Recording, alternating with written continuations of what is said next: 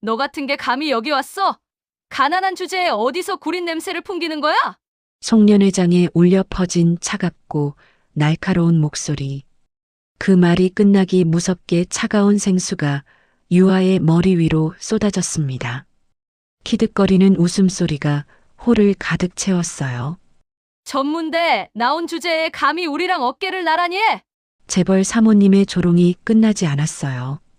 물에 젖은 채 고개를 떨구고 있는 며느리를 본 순간 구석에 조용히 앉아있던 한 노인이 천천히 일어났습니다.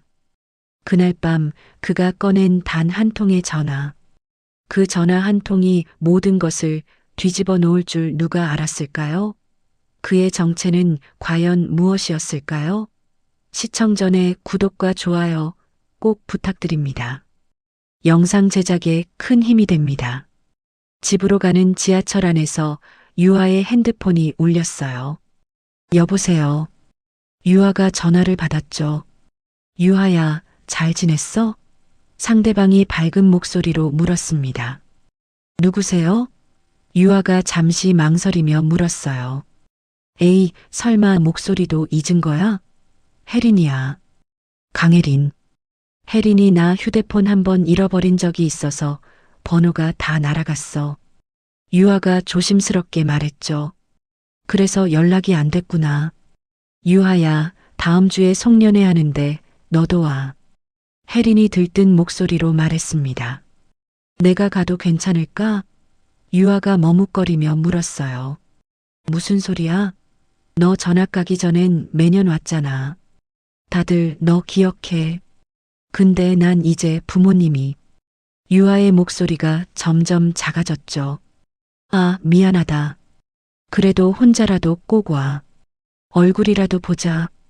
혜린이 급하게 말을 바꿨습니다. 그래, 알겠어. 유아는 잠시 창밖을 보며 대답했어요. 집에 돌아온 유아는 남편 도윤에게 송년회 이야기를 꺼냈어요. 여보, 다음 주에 송년회가 있는데 우리 같이 가면 안 될까?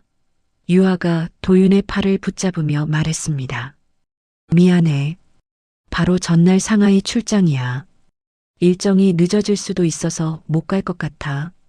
도윤이 미안한 얼굴로 고개를 숙였어요. 괜찮아. 물어만 본 거야. 유아는 애써 웃었죠. 유아는 거실에 앉아 계시던 시아버지 태준에게 다가갔습니다. 아버님, 혹시 저랑 같이 송년회 가주실 수 있으세요? 유아가 두 손을 모으고 말했어요. 내가 그런 데 가면 사람도 많고 시끄럽잖아. 태준이 손사래를 쳤죠. 저 혼자 가기가 좀. 유아의 눈빛이 흔들렸습니다. 태준은 며느리의 얼굴을 보며 마음이 아팠어요. 부모님 없는 며느리가 혼자 가기에는 너무 쓸쓸해 보였죠. 그래, 내가 가지 뭐. 태준이 천천히 말했습니다. 정말요? 아버님, 정말 감사해요. 유아가 환하게 웃으며 손을 잡았어요. 오랜만에 외식도 하고 좋지 뭐. 태준도 미소를 지었습니다. 송년회 당일 태준은 장롱 깊숙이 넣어뒀던 낡은 정장을 꺼냈어요. 거울 앞에서 옷을 다듬어 입은 태준의 모습을 본 유아가 말했습니다. 아버님 진짜 멋지세요. 잘 어울리세요. 에이 나이 든 사람이 무슨 멋이냐? 태준이 쑥스럽게 웃었어요. 그랜드 팰리스 호텔 루비올에 도착한 유아와 태준을 본 친구들의 시선이 집중되었습니다. 화려한 명품으로 치장한 동창들 사이에서 두 사람의 차림새는 확연히 달랐어요.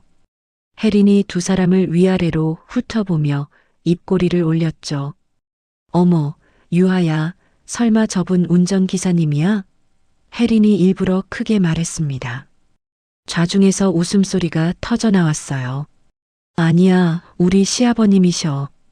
유아가 작게 대답했습니다. 태주는 며느리를 배려해 구석자리로 물러났어요. 너는 친구들하고 이야기해라.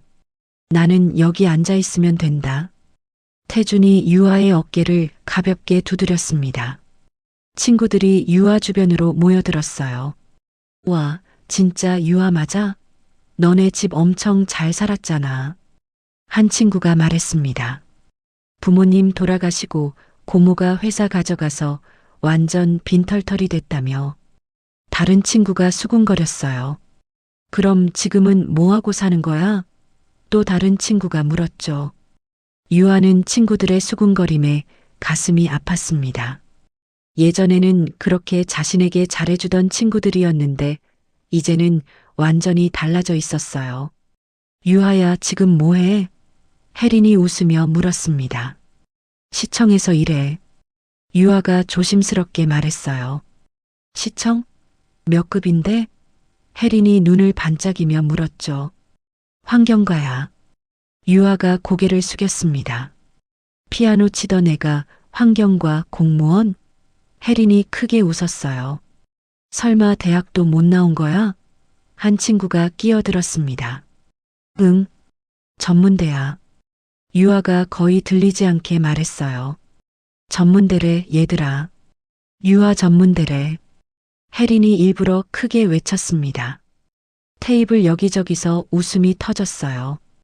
유아는 과거 자신이 파인테크 그룹 다닐 때 이들이 얼마나 자신에게 아첨했는지 생각났습니다.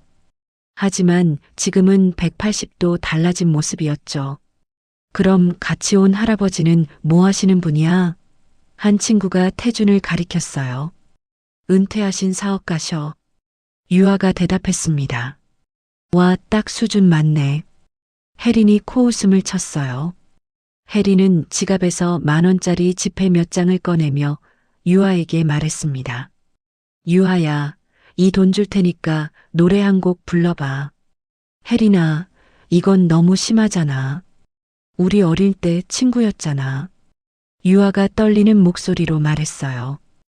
혜린의 얼굴이 갑자기 싸늘하게 변했습니다. 누가 친구야? 가난한 환경과 공무원이랑. 혜린이 차갑게 말했어요. 그리고 테이블 위에 생수병을 집어 유아의 머리 위로 쏟아부었습니다. 찬물이 유아의 머리와 얼굴을 적셨어요. 하라면 해. 안 그러면 시장한테 전화해서 너 잘리게 할 거니까. 혜린이 날카롭게 소리쳤습니다. 이때 어른들 테이블에서 혜린의 어머니 정미가 소동을 보고 달려왔어요. 혹시 자신보다 있는 집 자식한테 딸이 실수한 건 아닌지 걱정스러워했죠. 혜린아, 이게 무슨 소란이니? 얘는 처음 보는데 누구야? 정미가 유아를 위아래로 훑어보며 물었습니다. 속으로는 옷차림이 여기 올 만한 애가 아닌데 하고 생각했어요. 엄마, 얘 유아야. 예전에 파인테크 그룹정 아줌마 딸. 혜린이 콧방귀를 끼며 말했습니다. 뭐라고? 정미가 얼굴을 가까이 들이며 다시 보더니 눈을 크게 떴어요. 세상에, 유아 맞네. 그렇게 공주 같던 애가 꼴이 이게 뭐야? 정미가 비웃듯 웃었습니다. 물에 젖은 유아를 본 태준이 자리에서 일어나 다가왔어요. 혜린이라고 했나? 아무리 친구 사이라도 이건 너무 심하네. 당장 사과하게. 태준이 낮지만 분명하게 말했습니다. 뭐야? 지금 나한테 훈계하는 거야? 혜린이 코웃음을 쳤어요. 당신이 누구길래 우리 딸한테 사과하라 말라야? 유아 시아버지래. 은퇴한 사업가. 혜린이 일부러 크게 말했습니다. 유아도 환경과 공무원이야. 엄마 진짜 웃기지? 아이고 세상에. 정미가 손뼉을 치며 비웃었어요. 끼리끼리 만난다더니 딱이네.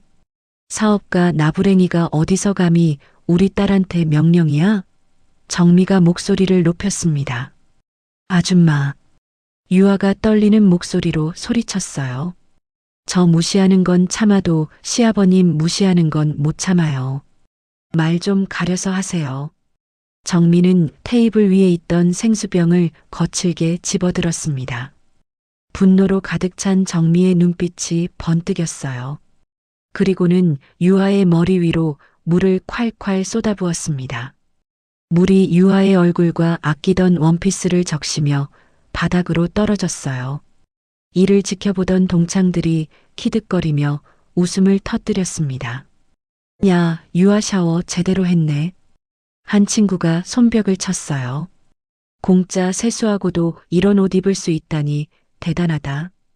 다른 친구가 웃었습니다. 저런 대접 평생 받아볼 일도 없겠다. 또 다른 친구가 조롱했어요. 루비올은 순식간에 찬물을 끼얹은 듯 정적에 휩싸였다가 다시 동창들의 낄낄거리는 웃음소리로 가득 찼습니다. 그 말은 내가 파인테크 그룹 딸일 때나 통하던 소리야. 정미가 냉정하게 말했어요. 주제 좀 알고 살아, 유아야. 내 엄마가 죽기 전에 한남동 재개발 입찰 가져가서 우리 회사 망할 뻔한 거 난 아직도 잊은 적 없어.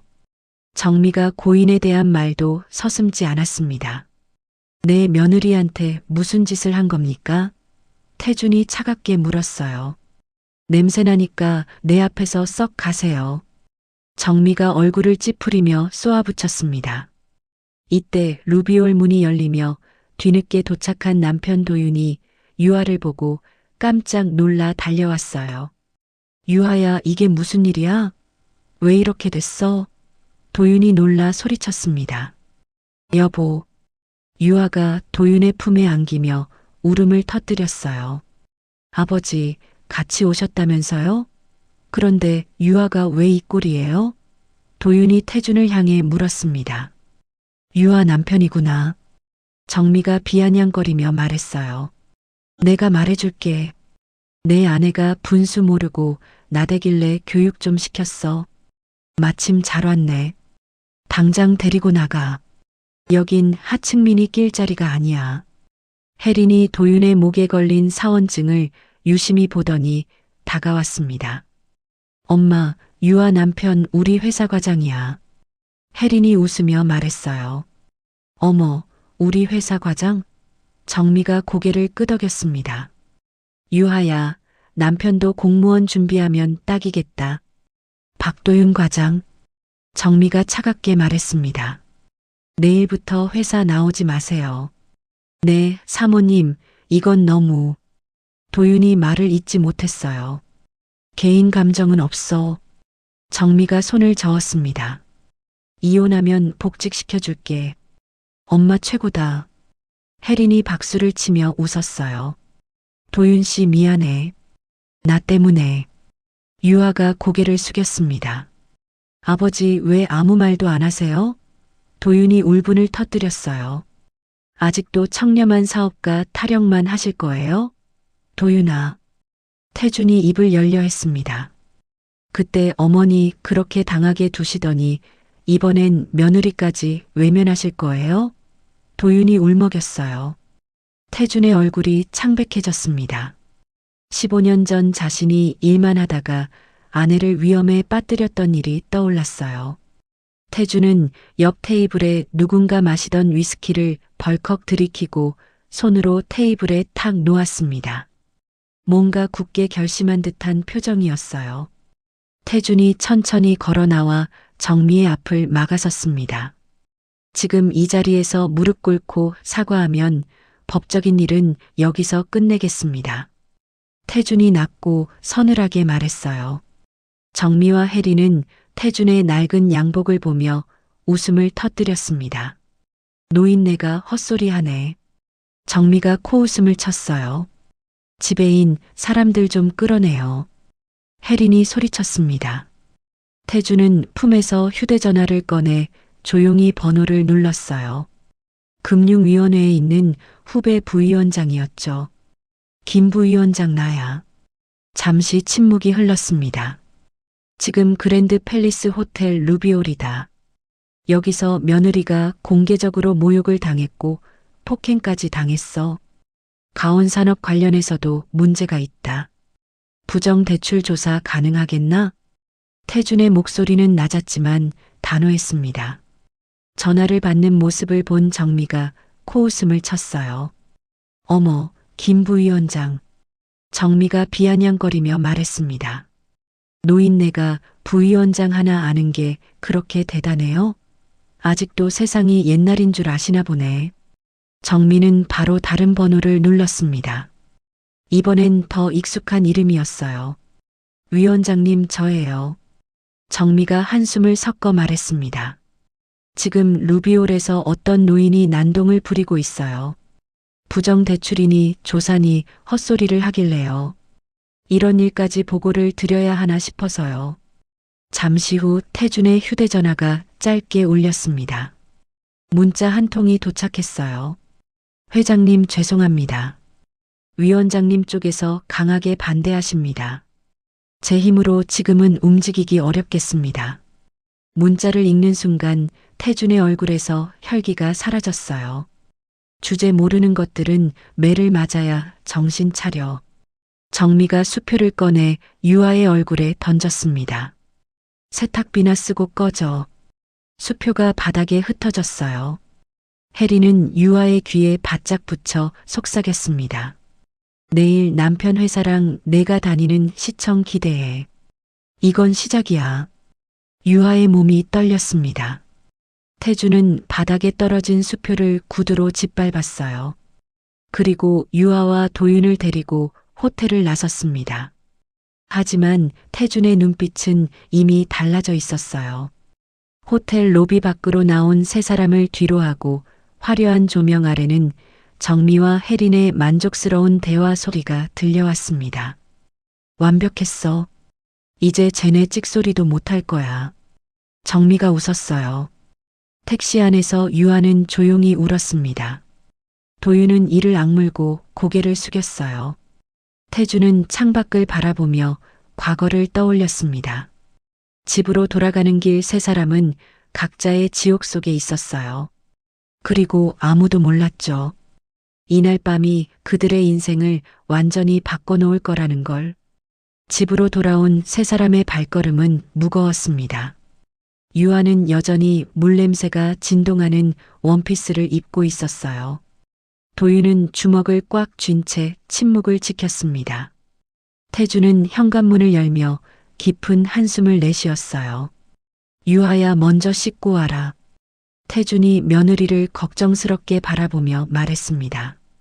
유아가 욕실로 들어가자 거실에는 아버지와 아들만 남았어요.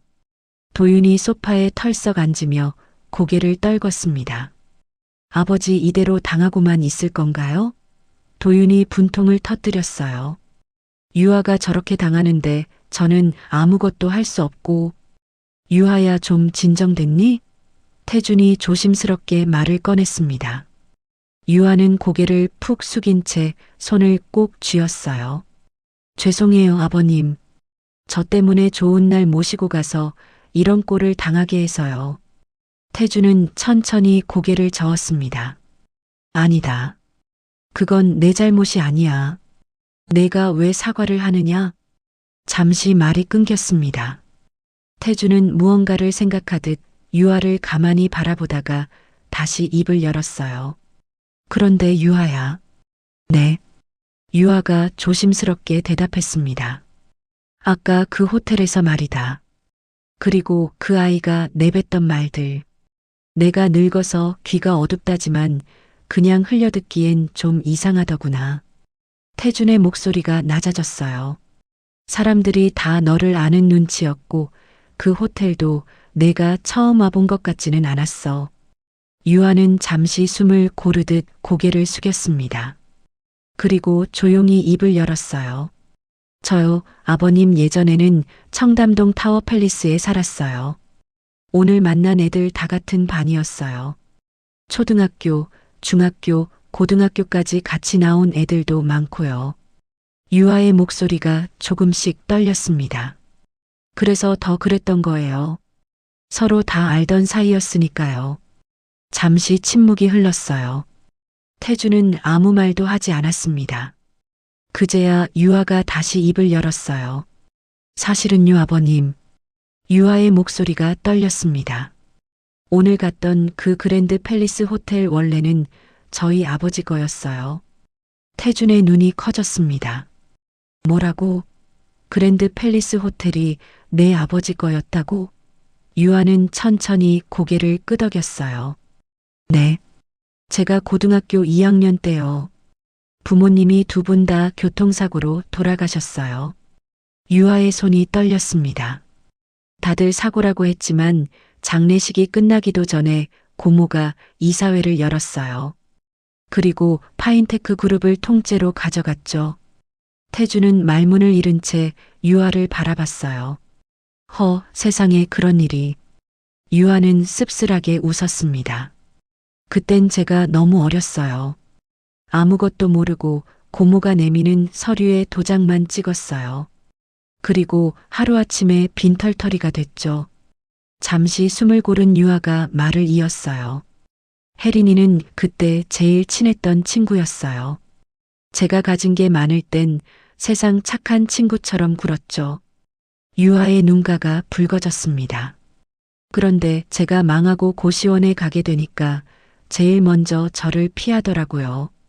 유아의 눈에서 참았던 눈물이 떨어졌어요. 살려고 했어요. 정말 잊은 줄 알았는데. 유아는 끝내 말을 잇지 못하고 고개를 숙였습니다. 태주는 며느리의 떨리는 어깨를 바라봤어요. 그 순간 오래전 기억이 스쳤습니다. 아내를 잃고도 아무것도 지키지 못했던 자신의 모습이었죠. 태준의 목소리가 낮게 떨렸어요. 어린 나이에 그런 일을 다 겪고도 이렇게 바르게 컸구나. 태준은 천천히 자리에서 일어났습니다. 유아야, 너는 어린 나이에 모든 걸 빼앗기고도 이렇게 살아왔는데 이 시아비는 비겁하게 숨어만 살았다. 태준은 잠시 망설이다가 침실로 향했어요. 오랫동안 봉인해둔 금고를 열었습니다. 금고 안에는 빛바랜 명함과 여러 증명서들이 들어 있었어요. 아버님, 유아가 의아해하며 물었습니다. 태주는 태상그룹 명예회장 명함을 꺼내 유아 앞에 놓았어요. 도윤이 명함을 보고 눈을 크게 뜨며 놀랐습니다. 아버님, 이게... 유아는 믿을 수 없다는 표정을 지었어요. 15년 전까지 내가 태상그룹 회장이었다. 태준이 무거운 목소리로 말했습니다. 왜 숨기셨어요? 왜 이런 중요한 걸? 유아가 당황해했어요. 유아가 떨리는 손으로 명함을 집어들었습니다. 태상그룹 명예회장 한태준. 예전에 나는 재계 서열 3위였다. 태준이 과거를 회상하며 말했어요. 하지만 강직한 경영 방식 때문에 우리 가족이 위험해졌다. 태준이 힘들게 말을 이어갔습니다. 아내가 내가 경쟁하던 기업에 보복을 당했지. 태준의 주먹이 떨렸습니다. 도윤이 대신 설명했어요. 너무 날카로워서 어머니까지 베이게 했다고. 평생을 칼집 속에 스스로를 가두신 분이야. 도윤의 설명에 유아가 눈물을 글썽였어요. 태준이 다시 입을 열었습니다. 한 번은 괴한이 아내를 해치려 했다. 다행히 지나가던 시민이 도와줘서 살았지만 태준의 목소리가 떨렸어요. 24시간 경호를 배치할 수도 있었어. 하지만 그럼 권력을 개인적으로 사용하는 게 되니까. 태준이 자책하는 목소리로 말했습니다. 그래서 보호 대상으로만 지정했지. 전화 한 번이면 언제든 출동할 수 있게 해뒀는데. 도윤이 엄마는 전화 한 번 못 해보고 태준이 말을 잇지 못했어요. 유아가 시아버지의 손을 잡으며 말했습니다. 아버님, 너무나 많은 경쟁 기업을 무너뜨렸기 때문에 도윤이라도 지키려면 은퇴하고 정체를 숨겨야 했다. 태준이 아들을 바라보며 말했어요. 15년 동안 조용히 지내왔는데 하지만 이제 더 이상 숨어 있을 수 없겠구나. 도윤이 아버지의 아픔을 이해하며 고개를 숙였습니다. 아버지, 그동안 얼마나 힘드셨을까요? 도윤의 목소리에 미안함이 섞였어요. 괜찮다. 이제 마음의 준비가 됐어. 태준이 아들의 어깨를 토닥였습니다. 한편 그랜드 팰리스 호텔 VIP룸에서는 정미와 혜린이 승리의 축배를 들고 있었어요. 엄마, 오늘 정말 속이 다 시원했어. 혜린이 샴페인 잔을 들며 말했습니다. 그 건방진 년이 물 맞는 꼴 봤어? 완전 압권이었다고. 혜린이 박수를 치며 웃었어요. 노인네 눈빛이 좀 찝찝하긴 한데. 정미가 잠시 불안한 표정을 지었습니다. 뭐 금융위원장이 내 손 안에 있는데 별일 있겠어? 돈이면 귀신도 부리는 세상이야. 정미가 자신만만하게 말했어요. 정미는 핸드폰을 꺼내 여러 번호를 돌렸습니다.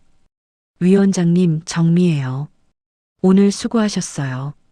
다음 주에 골프 한 라운드 어떠세요? 정미가 능글맞게 웃으며 말했습니다. 이어서 국회의원에게도 전화했어요. 의원님, 가온산업에 대한 조사가 절대 없도록 부탁드려요. 아시잖아요. 우리가 얼마나 후원했는지. 정미가 거액 뇌물을 암시하며 말했습니다. 다음 날 아침 도윤은 평소보다 일찍 출근했어요. 어제의 일을 털어내고 새롭게 시작하려는 마음이었죠. 하지만 회사 로비에 들어서자마자 이상한 분위기를 감지했습니다. 동료들이 도윤을 보는 시선이 어색했어요. 박도윤 과장 인사팀에서 찾습니다. 경비원이 다가와 조심스럽게 말했습니다. 도윤은 가슴이 덜컹했지만 침착하게 인사팀으로 향했어요. 인사팀 장실에 들어서자 감사팀 직원들이 도윤을 기다리고 있었습니다. 박도윤 과장 앉으세요. 팀장이 차가운 목소리로 말했어요. 어제 당신의 컴퓨터에서 경쟁사로 보낸 기밀 자료가 발견되었습니다. 팀장이 서류를 도윤 앞에 놓았습니다. 뭐라고요? 그런 일은 없었는데요. 도윤이 깜짝 놀라 소리쳤어요. 증거가 있습니다. 이메일 발송 기록과 USB 사용 기록까지. 감사팀이 냉정하게 말했습니다. 이건 조작된 증거예요. 저는 그런 일 한 적 없습니다. 도윤이 억울함을 호소했어요. 박도윤 과장 억울해하지 마. 자네가 무능해서가 아니야. 자네가 건드려선 안 될 사람을 건드려서 그래. 인사팀장이 의미심장하게 말했습니다. 도윤은 그제야 어제 일과 연관이 있다는 걸 깨달았어요. 사모님이 지시한 거군요. 도윤이 분노에 떨리는 목소리로 물었습니다. 그런 말은 하지 마. 우리는 그냥 증거에 따라 처리할 뿐이야. 팀장이 모른 척하며 말했어요. 오늘부로 해고 처분입니다. 짐 정리하고 나가세요. 감사팀원이 차갑게 선고했습니다. 보안요원 2명이 도윤의 양팔을 붙들고 사무실로 데려갔어요. 동료들이 수군거리며 바라보는 가운데 도윤은 개인 물건들을 박스에 담았습니다. 도윤아, 무슨 일이야? 동료가 조심스럽게 물었어요. 내가 뭘 잘못했는지 모르겠어. 도윤이 힘없이 대답했습니다. 한편 시청에서는 유아에게 감사실 호출 통지서가 전달되었어요. 유아 씨 감사실에서 찾습니다. 동료가 걱정스러운 표정으로 말했습니다. 유아는 가슴이 두근거렸지만 감사실로 향했어요. 유아 주무관 앉으세요. 감사실장이 엄숙한 표정으로 말했습니다. 어제 당신 책상에서 현금 봉투가 발견되었습니다. 감사실장이 비닐봉지에 든 돈 봉투를 보여줬어요. 그건 제가 넣은 게 아니에요. 유아가 황급히 변명했습니다. 민원인 김모 씨가 신고했어요. 당신이 처리를 빨리 해줄 테니 돈을 요구했다고. 감사관이 서류를 읽어줬습니다. 그런 일은 절대 없었어요. 누군가 저에게 누명을 씌우려는 거예요. 유아가 울먹이며 말했어요. 일단 조사가 끝날 때까지 대기 발령입니다. 감사실장이 냉정하게 통보했습니다. 이때 시청 로비에 혜린이 나타났어요. 유아야. 혜린이 일부러 큰 목소리로 불렀습니다. 시청 직원들과 민원인들의 시선이 집중되었어요. 돈이 필요하면 말을 하지. 어떻게 민원인 돈에 손을 대니? 혜린이 악어의 눈물을 흘리며 말했습니다. 혜린아, 내가 한 짓이지? 유아가 떨리는 목소리로 물었어요. 뭔 소리야? 나는 내 친구로서 걱정되어서 온 거야. 혜린이 순진한 척하며 말했습니다. 친구가 이렇게 추락하다니. 정말 안타까워. 혜린이 주변 사람들에게 들리도록 큰 소리로 말했어요. 주변 사람들이 유아를 수군거리며 바라봤습니다. 저 사람이 뇌물 받은 공무원이래. 요즘 공무원들 다 그런가 봐. 유아는 수치심에 얼굴이 빨갛게 달아올랐어요. 퇴근 후 집에 돌아온 유아와 도윤은 서로의 처지를 알고 망연자실했습니다. 여보, 미안해. 나 때문에 당신까지. 유아가 도윤의 손을 잡으며 울었어요. 아니야, 유아야. 우리가 뭘 잘못했다고? 도윤이 아내를 안아주며 말했습니다. 태준이 거실에 앉아 두 사람을 바라봤어요. 아들과 며느리가 하루아침에 모든 걸 잃은 모습에 가슴이 아팠죠. 아버지, 이제 어떻게 해야 할까요? 도윤이 절망적인 목소리로 물었습니다. 월급도 끊기고 이제 생활을 어떻게 하지? 유아가 두려움에 떨었어요. 세상이 이렇게 불공평할 수가 있나요? 도윤이 주먹을 쥐며 말했습니다. 돈이 있으면 죄도 없고 없으면 억울해도 어쩔 수 없고. 도윤이 절망적으로 한숨을 쉬었어요. 하지만 어젯밤 아버지의 이야기를 들은 후 마음이 조금씩 바뀌고 있었습니다. 아버지 어제 말씀하신 게 계속 생각나요. 도윤이 조심스럽게 말했어요. 저도 너무 감정적으로 말씀드렸나 봅니다. 태준이 거실로 나와 절망에 빠진 두 사람을 바라봤습니다. 너희들은 휴가 받았다고 생각하고 쉬어라. 이제부턴 내가 직접 해결하마. 태준이 단호한 목소리로 말했어요. 아버님 어쩌시려고요? 유아가 눈물을 닦으며 물었습니다. 태준은 서재로 들어가 오랫동안 봉인해뒀던 서랍을 열었어요. 낡은 폴더폰 대신 특수 제작 스마트폰이 그곳에 있었습니다. 검은 화면에 전원 버튼을 눌러 켰어요. 화면이 밝아지자 여러 번호들이 저장되어 있었습니다. 금융위원장, 국세청장, 시장 모두 태준의 후배이거나 제자들이었어요. 태준의 손가락이 금융위원장 번호 위에서 잠시 머물렀습니다. 거실에서는 여전히 유아의 흐느끼는 소리가 들려왔어요. 앞으로 어떻게 살아야 할지. 아버지 믿어보자, 유아야. 도윤이 아내를 달래며 말했습니다. 가족의 목소리가 태준의 마음을 더욱 굳게 했어요. 태준이 스마트폰을 꽉 쥐며 결심을 굳혔습니다. 더 이상 침묵할 수 없었죠. 태준의 눈빛에는 예전의 날카로운 빛이 되살아나고 있었어요. 한편 정미와 혜리는 고급바에서 축배를 들고 있었어요.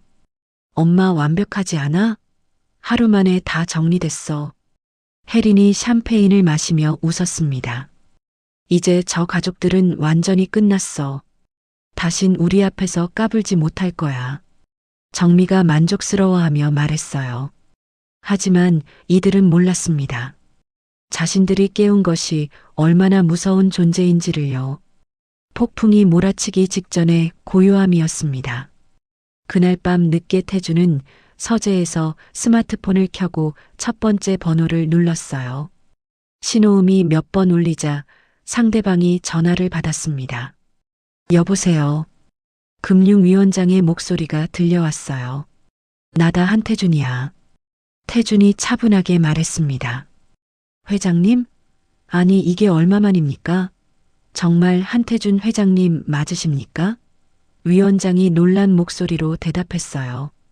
이젠 자네가 위원장인데 아직도 나한테 회장이라고 하면 어떡하나? 위원장 체면이 있지. 태준이 웃으며 말했습니다. 에이, 제가 습관이 돼서요. 그동안 연락도 안 되시고 잘 지내셨습니까? 위원장이 반갑게 물었어요. 그런데 회장님 15년 전 은퇴하신 후 어떻게 지내셨어요? 가끔 자문 부탁드리고 싶었는데 연락이 안 되더라고요. 잘 못 지냈다네. 그래서 염치불구하고 전화했어. 태준이 담담하게 말했습니다. 가온산업 부정 대출 조사 가능하겠나? 내가 내 인생 처음이자 마지막으로 권력이라는 칼 좀 휘둘러 보려 하네. 태준의 목소리에 서늘함이 깃들었어요. 위원장이 잠시 침묵했다가 조심스럽게 말했습니다. 가온산업 박찬호 회장 건 말씀이시군요. 저도 털고 싶은 마음은 굴뚝 같습니다만 아시다시피 그쪽이 워낙 로비를 촘촘하게 해놔서요. 국회 쪽이랑 제 위 라인까지 돈을 꽤 풀었습니다. 위원장이 어려움을 토로했어요. 윗선 외압이 만만치 않을 겁니다. 태준이 전화를 찌르듯 물었습니다. 혹시 자네도 받아먹었나? 아이고, 회장님, 제가 10원 한 장이라도 받았으면 회장님이 저를 후임으로 추천하고 나가셨겠습니까? 위원장이 펄쩍 뛰며 말했어요. 전 떳떳합니다. 그리고 회장님, 사실 제가 지금까지도 가끔 어려운 사안이 있으면 회장님 말씀을 떠올리며 결정했어요. 방금 전에 개인 메일로 자료 하나 보냈네. 태준이 핸드폰을 조작하며 말했습니다. 그랜드 팰리스 호텔 송년회에서 내 며느리가 모욕당하는 CCTV 원본이야. 모자이크 없이 정확하게 내보내게. 잠시 후 위원장이 자료를 확인한 듯 탄식했습니다. 아, 이거 진짜 너무 하는군요. 재벌 3세 갑질. 이거 뉴스 나가면 국민들 뒤집어질 겁니다. 회장님, 이 정도면 여론이 완전히 돌아설 거예요.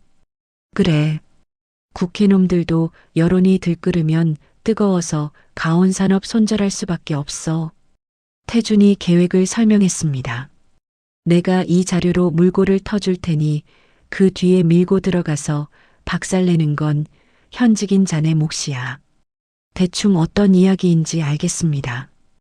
위원장이 단호하고 비장하게 말했어요. 대충 알면 안 되지.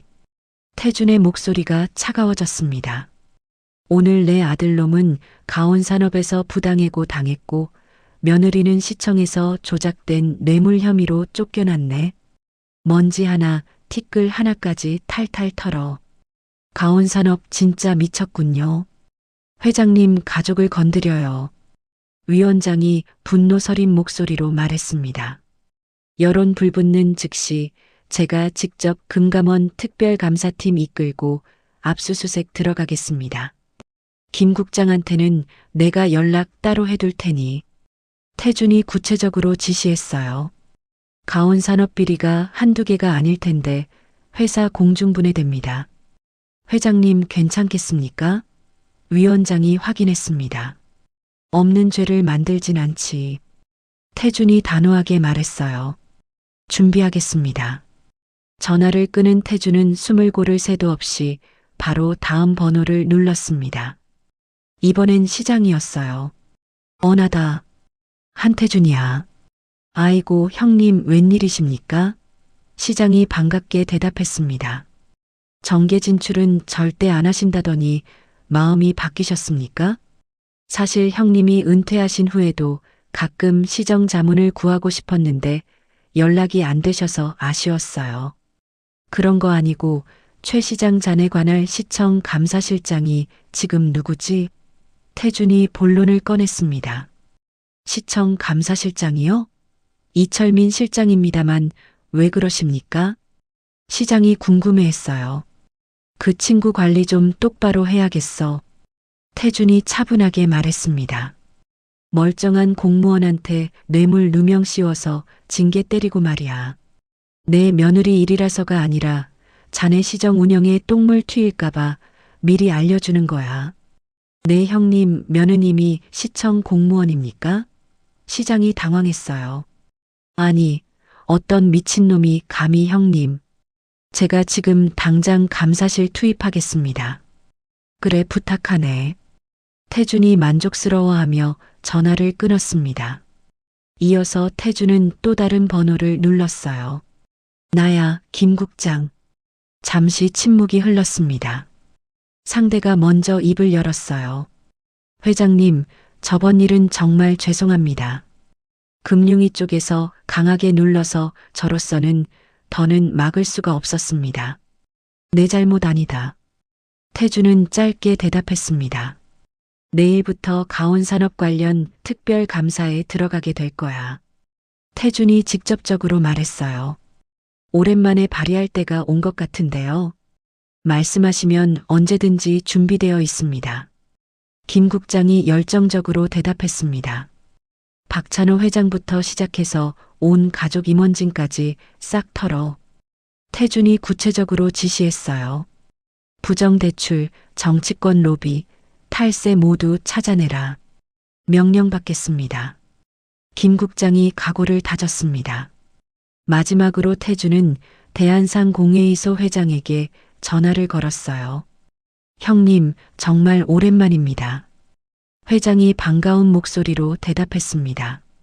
가온산업, 우리 쪽 협력사에서 전부 거래 중단시켜 재계에서 고립시키는 거야.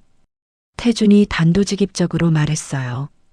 형님, 그 정도면 가온산업부도 나는데요? 상해 회장이 놀라 물었습니다. 그게 목표야. 내 며느리한테 물 끼얹고 돈 던진 놈들이거든. 태준의 목소리가 차가웠어요. 알겠습니다. 오늘 밤까지 재계 전체에 공문 돌리겠습니다. 통화를 마친 태준이 거실로 나왔습니다. 불안해하는 유아와 도윤을 보며 처음으로 인자하게 웃었어요. 내일부터 뉴스 시끄러워질 거다. 태준이 두 사람에게 말했습니다. 하지만 걱정 말고 기다려라. 이제 우리 차례야. 정말 괜찮을까요, 아버님? 유아가 걱정스럽게 물었어요. 걱정 마라. 내가 얼마나 무서운지 곧 보게 될 거야. 태준이 자신만만하게 말했습니다. 며칠 뒤 아침 9시 공중파 뉴스에서 단독 보도가 시작되었습니다. 재벌가 사모님의 충격적인 갑질 영상이 공개되어 논란이 일고 있습니다. 앵커가 진지한 표정으로 말했어요. 화면에는 그랜드 팰리스 호텔에서 정미가 유아에게 물을 붓는 장면이 선명하게 나왔습니다. 이 영상은 익명의 제보자로부터 입수한 것으로 금융당국이 사전에 검토를 마쳤습니다. 앵커가 추가 설명을 했어요. 영상 속 여성은 가온산업 박찬호 회장의 부인 박정미 씨로 확인되었으며 피해자는 시청 환경과에서 일하는 20대 여성인 것으로 알려졌습니다. 뉴스가 계속 이어졌습니다. 특히 고인이 된 피해자 부모에 대한 모독 발언과 돈을 뿌리는 장면은 시청자들의 공분을 사고 있습니다. 인터넷 커뮤니티는 순식간에 뒤집혔어요. 가온산업 불매운동이 실시간 검색어 1위에 올랐습니다. 댓글들이 폭포수처럼 달렸어요. 저런 인간들이 어떻게 사람이야? 돈으로 사람을 짓밟는 꼴 보소. 가온산업 절대 안 산다. 가온산업 주가는 장 시작과 동시에 하한가로 직행했습니다. 마이너스 29%라는 충격적인 수치가 화면에 떴어요. 투자자들의 매도 주문이 폭주하며 거래가 일시 중단되었습니다. 가온산업 본사는 아침부터 난리가 났어요. 직원들이 뉴스를 보며 수군거렸습니다. 이제 우리 회사 망한 거 아니야? 사모님이 왜 저런 짓을? 이력서 다시 써야겠다. 박찬호 회장실에서는 긴급 임원회의가 열렸습니다. 회장님 어떻게 하시겠습니까? 상무가 창백한 얼굴로 물었어요. 주가가 이미 바닥을 쳤는데 더 떨어지면. 닥쳐. 지금 그런 소리 할 때야? 박찬호가 화를 내며 소리쳤습니다. 한편 정미와 혜리는 집에서 인터넷을 보며 경악하고 있었어요. 엄마, 인터넷 좀 봐. 우리 신상 다 털렸어. 혜린이 핸드폰을 들고 소리쳤습니다. 댓글이 10만 개가 넘는데 다 죽여버린대. 혜린 목소리가 떨렸어요. 이게 뭐야? 누가 영상을 유출한 거야? 정미가 분노하며 말했습니다. 호텔 측에서 센 건가? 아니면 그 늙은이가 뭔가 했나? 정미가 태준을 의심했어요. 정미는 급히 금융위원장에게 전화를 걸었습니다. 위원장님, 지금 당장 뉴스 중단시키세요. 정미가 다급하게 소리쳤어요. 하지만 금융위원장의 대답은 차가웠습니다. 죄송합니다, 사모님. 지금 여론이 안 좋아서 제가 나설 수가 없습니다. 한태준 회장님이 저를 직접 무슨 일을 벌이신 거예요? 위원장의 목소리에 당황이 섞였어요. 전 이제 빠집니다. 알아서 하십시오. 뚝. 전화가 끊어졌습니다. 뭐라고? 한태준이? 정미가 어리둥절해 했어요. 엄마 한태준이 누구야? 혜린이 물었습니다. 모르겠어. 그런 사람 처음 들어봐. 정미가 불안해했습니다. 이어서 국회의원들에게도 연락했지만 결과는 마찬가지였어요. 정미 씨, 지금 저희도 어려워요. 여론이 이런데 어떻게 도와드려요? 선거 생각해서라도 지금은 거리를 두겠어요. 정치인들이 하나둘 손을 뗐습니다. 같은 날 오후 금융감독원 특별감사팀 30명이 가온산업본사에 진입했습니다. 영장 집행합니다. 김 국장이 확성기를 들고 외쳤어요. 방해하는 인원은 전원 공무집행방해로 현행범 체포합니다. 보안 요원들이 막아서려 했지만 소용없었어요. 벽이고 바닥이고 다 뜯어. 김 국장이 강력하게 지시했습니다. 수사관들이 건물 안으로 쏟아져 들어갔어요. 박찬호 회장실에서는 긴급회의가 한창이었습니다. 회장님, 어떻게 하시겠습니까? 임원들이 창백한 얼굴로 물었어요. 이때 사무실 문이 박차고 열렸습니다. 감사관입니다.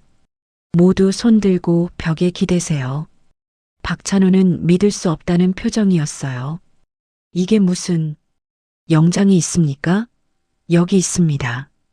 부정대출, 횡령, 정치자금법 위반 혐의요. 감사관이 영장을 내밀었습니다. 한편 박찬호의 자택에서도 동시에 압수수색이 시작되었어요. 정미와 혜린이 잠에서 깨어 황급히 거실로 나왔습니다. 이게 뭐예요? 왜 우리 집에? 정미가 소리쳤어요. 부인 조용히 하세요. 수사에 협조해 주시기 바랍니다. 수사관이 냉정하게 말했습니다. 감사관들은 집안 곳곳을 뒤지기 시작했어요. 서재, 침실, 심지어 화장실까지 샅샅이 뒤졌습니다.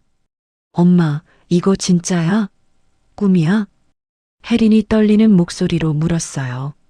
닥쳐, 지금 그런 소리 할 때야? 정미가 화를 내며 대답했습니다. 회장실에서는 수사관들이 벽을 뜯어내고 있었어요. 여기 뭔가 있습니다. 한 수사관이 소리쳤습니다. 책장 뒤 비밀 공간에서 이중 장부가 발견된 거였어요. 대박이네요. 정치인 로비 리스트까지 다 있어요. 김 국장이 장부를 펼쳐보며 만족스러워했습니다. 국회의원, 금융위원, 심지어 감사원장까지. 이거 완전히 끝났네. 수사관들이 증거를 차곡차게 수집했어요. 박찬호는 수갑이 채워진 채 연행되고 있었습니다. 이건 음모예요. 누군가 저희를 함정에 빠뜨린 거예요. 박찬호가 억울함을 호소했어요. 하지만 아무도 들어주지 않았습니다. 정미와 혜린도 마찬가지였어요. 엄마, 우리도 잡혀가는 거야? 혜린이 울먹였습니다. 박정미 씨 동행해 주시기 바랍니다. 수사관이 수갑을 꺼냈어요. 잠깐만요. 제가 뭘 잘못했다고? 정미가 저항했지만 소용없었습니다. 갑질, 모독, 협박 등의 혐의입니다. 수사관이 밀한다 원칙을 고지했어요. 한편 감사실에서는 유아에 대한 재조사가 진행되고 있었습니다. 감사팀에서 직접 내려와 철저히 조사한 결과 허위 신고였다는 게 밝혀졌어요. 유아 주무관 조사 결과 무혐의로 판명되었습니다. 감사실장이 정중하게 말했습니다. 허위 신고를 한 사람은 따로 처벌하겠습니다. 내일부터 정상 근무하시면 됩니다. 유아는 믿을 수 없다는 표정이었어요. 정말인가요? 네. 이번 일로 불편하셨을 텐데 죄송합니다. 감사실장이 고개를 숙였습니다. 집에 돌아온 유아가 소식을 전하자 도윤이 기뻐했어요. 다행이야, 유아야. 이제 정말 괜찮아질 거야. 도윤이 아내를 안으며 말했습니다. 아버지 덕분이야. 아버지가 뭔가 하신 거 맞지? 도윤이 태준을 바라봤어요. 태준은 조용히 미소만 지었습니다. 다행이구나. 이제 마음 놓고 일해라. 태준이 며느리의 손을 다독이며 말했어요. 그날 저녁 주요 방송사마다 속보가 터졌습니다. 가온산업 전 계열사에 대한 전면 수사가 시작되었으며 앵커가 긴급 뉴스를 전했어요. 부정대출 규모만 1,200억 원대로 추정되고 있습니다. 화면에는 가온산업 본사에서 압수품을 나르는 감사관들의 모습이 나왔습니다. 또한 박찬호 회장 일가의 역외 탈세 의혹도 포착되어 국세청이 특별 세무조사에 착수했습니다. 뉴스가 계속 이어졌어요. 추정 규모는 5천억 원대로 홍콩과 케이맨 제도의 페이퍼 컴퍼니를 설립한 정황이 드러났습니다. 인터넷은 다시 한번 들끓었습니다. 역시 재벌들은 다 똑같네. 저 정도 규모면 회사 망하는 거 아니야? 국민 세금으로 살면서 탈세를 해? 포털 사이트 실시간 검색어 상위 10개 중 8개가 가온산업 관련이었어요. 한편 대한상공회의소에서는 긴급 이사회가 소집되었습니다. 각 그룹 회장들이 모여 앉았어요. 가온산업과의 모든 거래를 중단하겠습니다. 한 재벌 회장이 선언했습니다. 저희도 동참하겠습니다. 또 다른 회장이 따라 말했어요. 순식간에 200여 개 대기업이 가온산업과 거래 중단을 선언했습니다. 협력 업체들도 줄줄이 계약을 해지했어요. 오전 10시 가온산업 주가는 마이너스 25% 폭락했습니다. 거래가 정지되었어요. 가온산업 본사 로비는 아수라장이 되었습니다. 투자자들이 몰려와 환불을 요구했어요.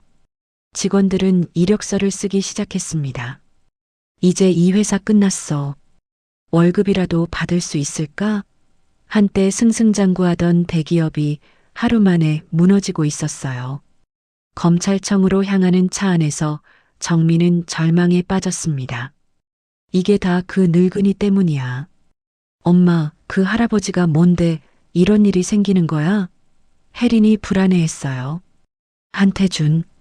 한태준이 대체 누구야? 정미가 중얼거렸습니다. 한편 태준은 거실에서 뉴스를 보고 있었어요. 유아와 도윤도 함께 앉아 있었습니다. 아버님, 정말 대단하세요. 도윤이 감탄하며 말했어요. 아직 끝난 게 아니야. 이제부터가 시작이지. 태준이 차분하게 말했습니다.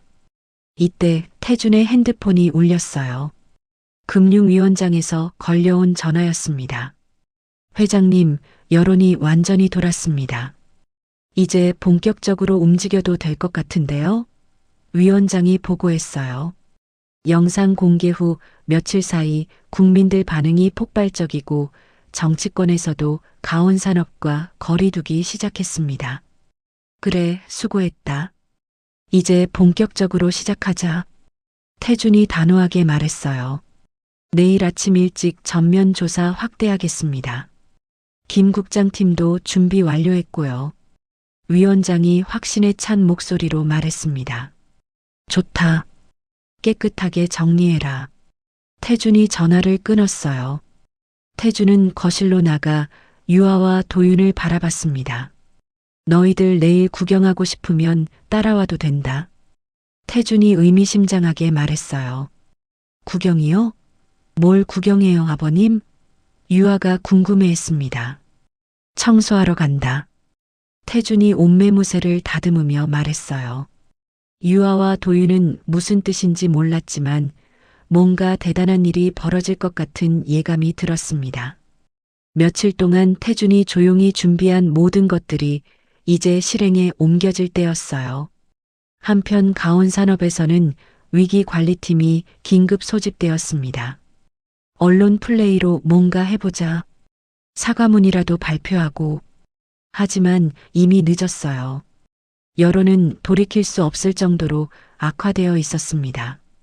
정민은 구치소 독방에서 불안에 떨며 있었어요. 혜린아, 우리 해외로 피하는 게 어떨까? 엄마, 뭔가 이상해. 이렇게 갑자기 모든 게 꼬일 리가 없어. 혜린이 불안해했습니다. 하지만 이들은 몰랐어요. 내일이면 정말로 모든 것이 끝날 것이라는 걸 말이에요. 태준이 직접 나선 이상 이제 더 이상 도망갈 곳은 없었습니다. 다음 날 새벽 태준은 깨끗한 정장을 차려입었습니다. 오랜만에 재벌 회장의 품격을 되찾은 모습이었어요. 유아와 도윤도 함께 옷을 갖춰 입었습니다. 세 사람은 함께 검찰청으로 향했어요.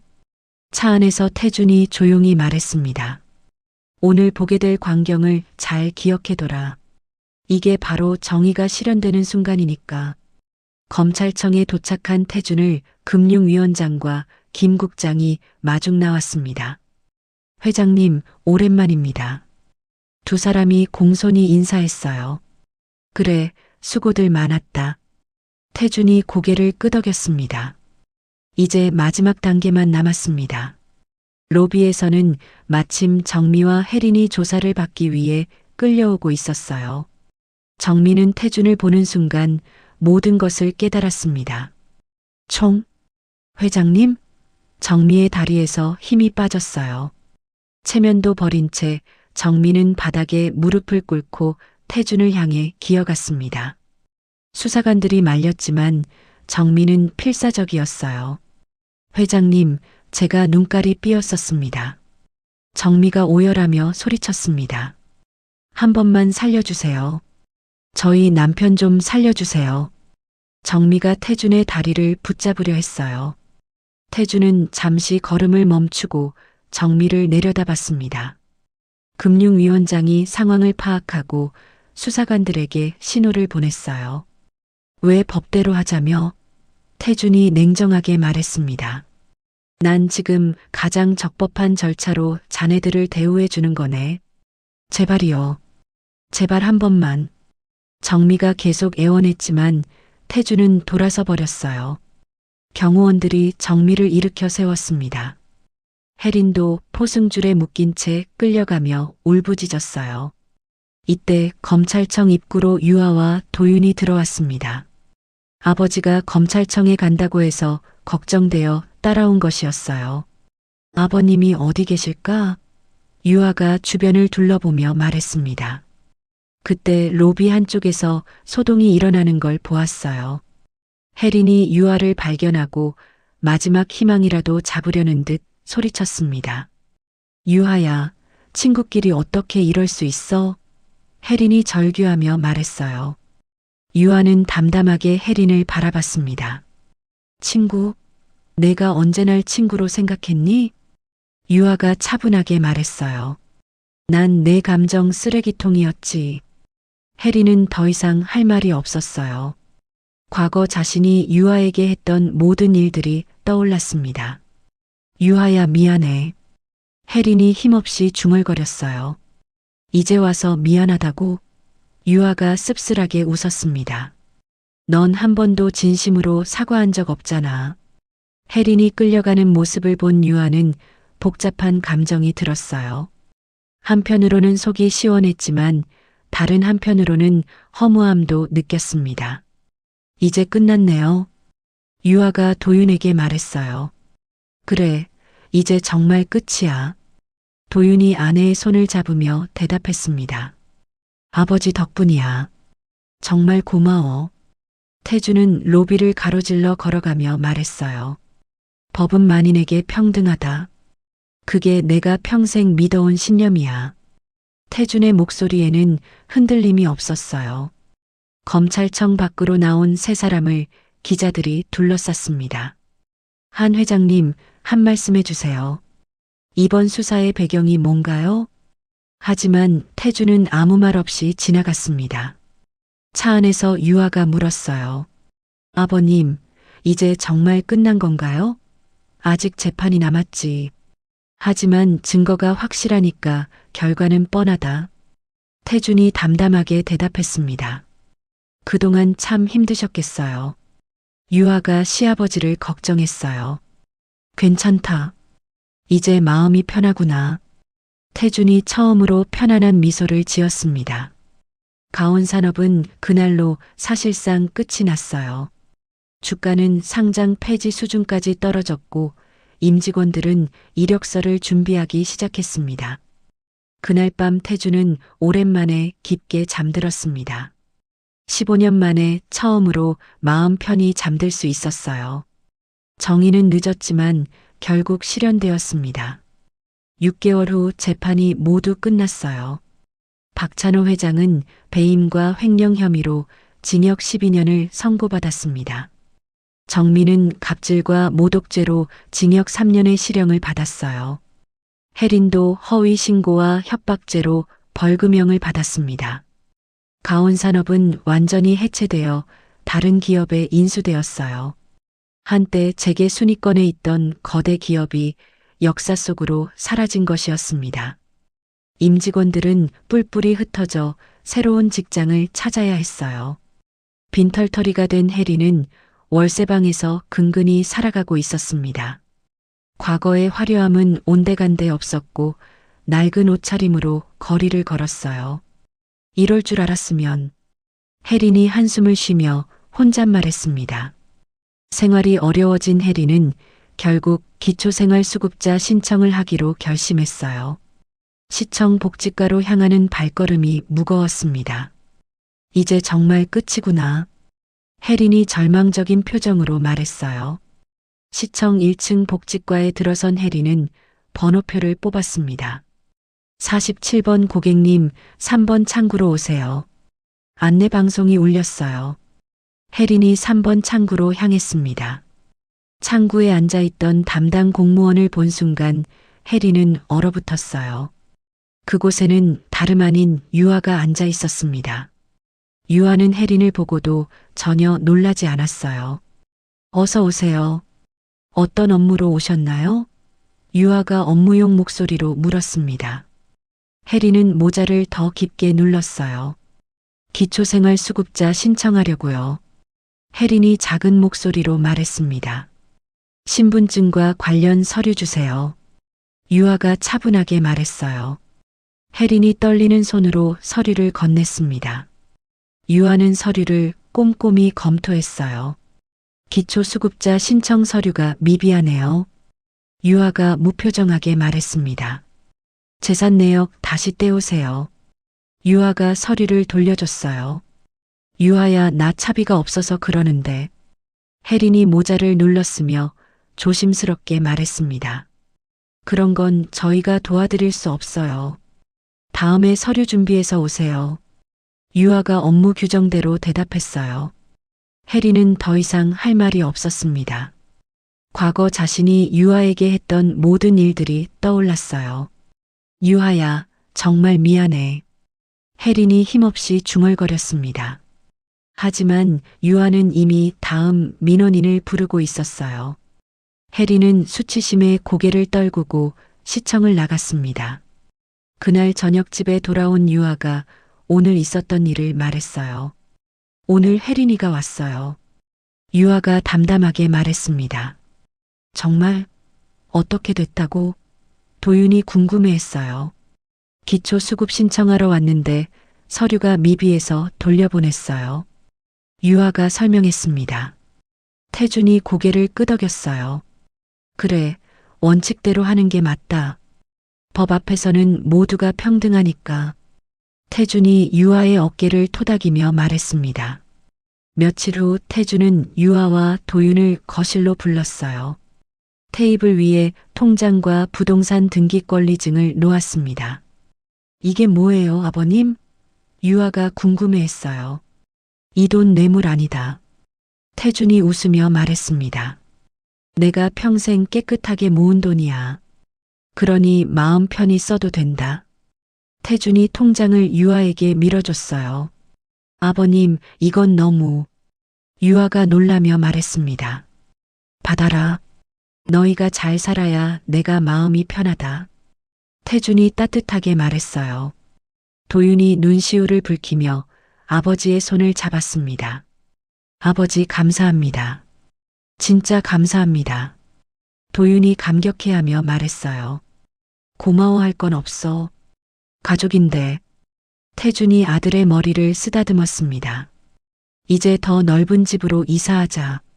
태준이 등기권리증을 보여줬어요. 30평짜리 아파트야. 우리 셋이 살기 딱 좋을 거다. 유아와 도윤이 깜짝 놀랐어요. 정말 괜찮으세요?